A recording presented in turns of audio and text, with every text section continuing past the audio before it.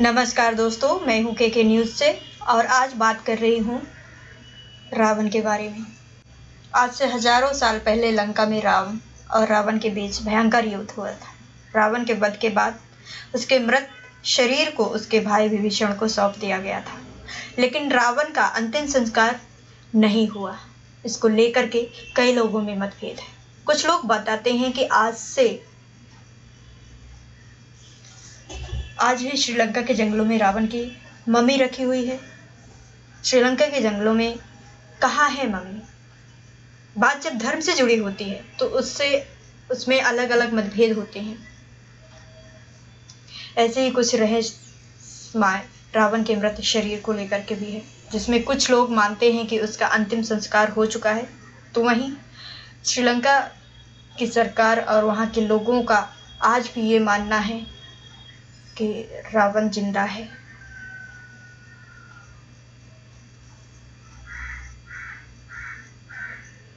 श्रीलंका रंगला के घने जंगलों में रावण का शव मम्मी के रूप में आज भी सुरक्षित रखा गया है, जिसकी रखवाली भयंकर नाग और खुखार जानवर करते हैं। 18 फीट लंबे ताबूत में रखा गया है रावण का शव। रंगाला के घने जंगलों में 8000 फुट की ऊंचाई पर एक गुफा मौजूद है, जहां रावण ने तपस्या की थी। कहा जाता है कि आज इसी गुफा में रावण की मम्मी मौजूद है। रावण का शव जिस ताबूत में रखा गया है, उस पर एक खास किस्म का लेप लगाया गया है, जिससे वो ताबूत हजारों साल से जस का तस रखा हुआ है।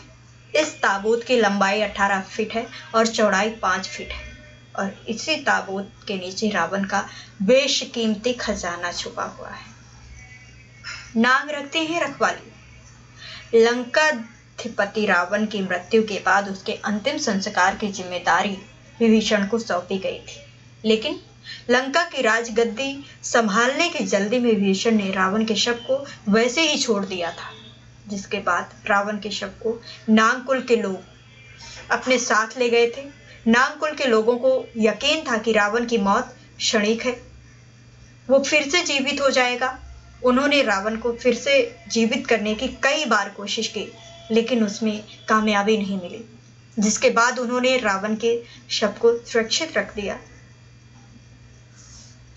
उसे विभिन्न रसायनों का इस्तेमाल किया और उसके शव को मम्मी के रूप में रख दिया।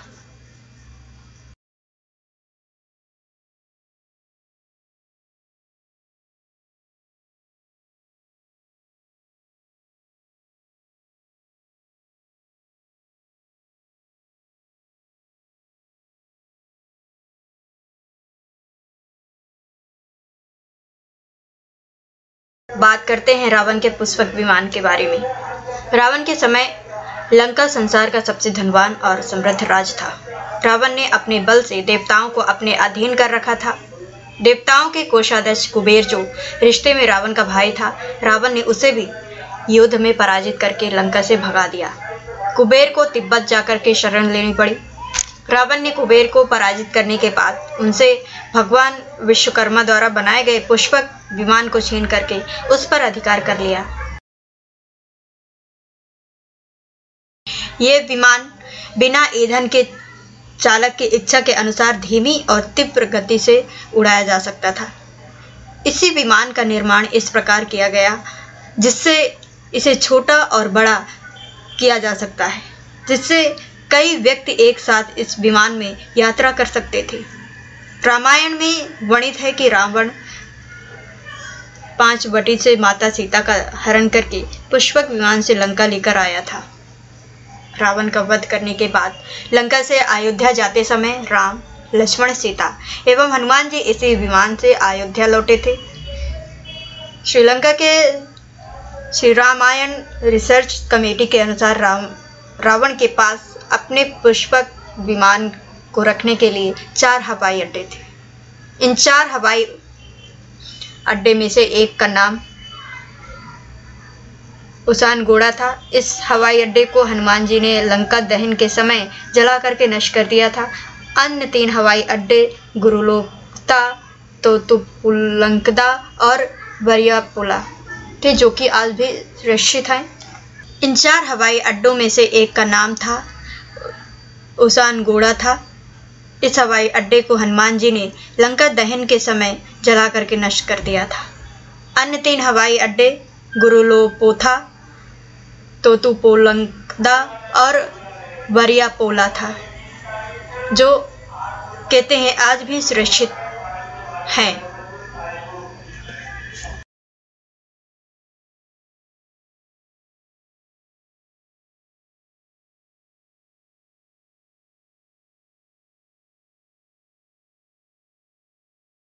कैसे बनाई गई थी रावण की सोने की लंका?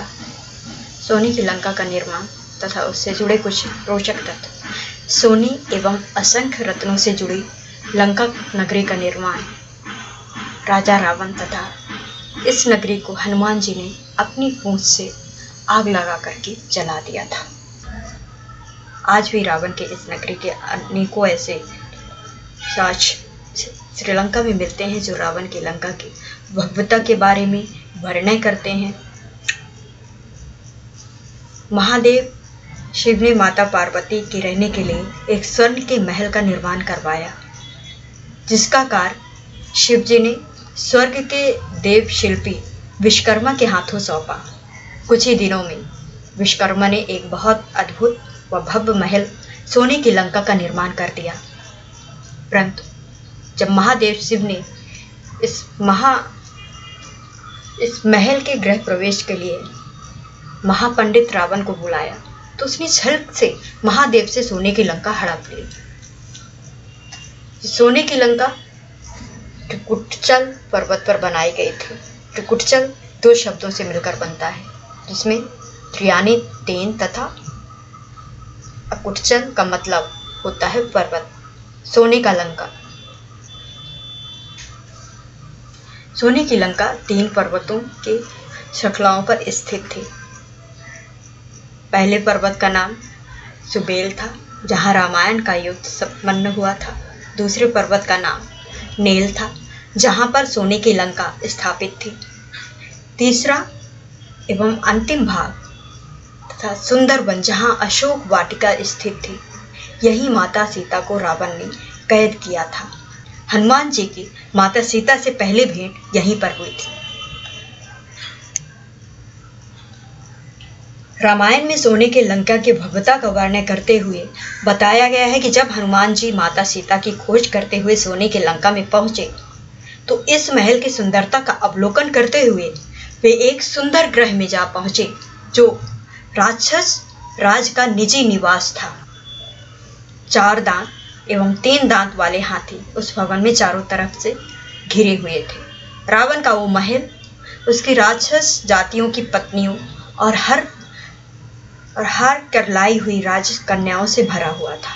रावण के उस महल की भव्यता अद्भुत थी। महल के अंदर अनेक गुप्त ग्रह और मंगल ग्रह बने हुए थे।